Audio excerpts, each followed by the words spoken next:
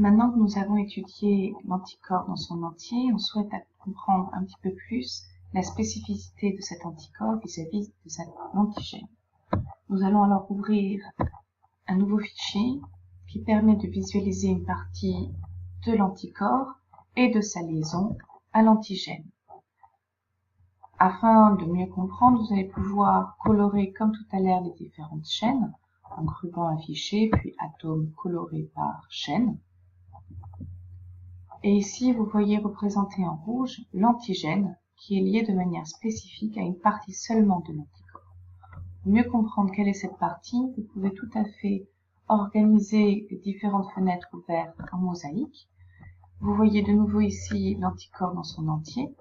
Et ici, en respectant le même code couleur, vous observez quelle partie de l'anticorps est liée à l'antigène. C'est uniquement cette partie, donc une partie de la chaîne légère, lourde et une partie seulement de la chaîne légère, qui est liée ici à l'antigène. Ça veut dire que de ce côté-là, il se passe exactement la même chose.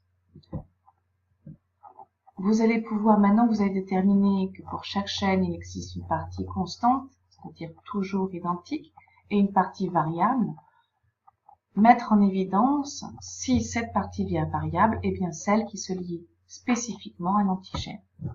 Pour cela, il suffit de cliquer sur le petit cône ABC et entrer les atomes qui constituent la chaîne lourde dans sa partie variable. Pour cela, avec le petit icône étoile, je tape grand H pour heavy en anglais, c'est-à-dire lourde, et le numéro des atomes, donc je fais end, numéro des atomes ici 1 à 110, que je veux sélectionner. Les acides aminés 1 à 110 faisant partie de la partie variable de la chaîne. Je peux alors soit modifier leur type de représentation, par exemple je choisis les sphères, ou le type de couleur.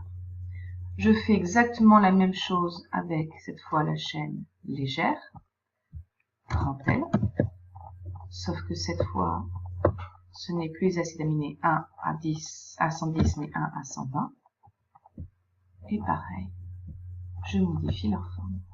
Je vois donc que ce soit pour la chaîne lourde ou pour la chaîne légère, la partie variable est bien celle qui se fixe spécifiquement à l'antigène. Comme cette partie est différente d'un anticorps à l'autre, ça explique la spécificité d'un anticorps vis-à-vis d'un antigène. Vous pourrez alors compléter votre schéma en indiquant cette information et vous aurez alors terminé cette activité.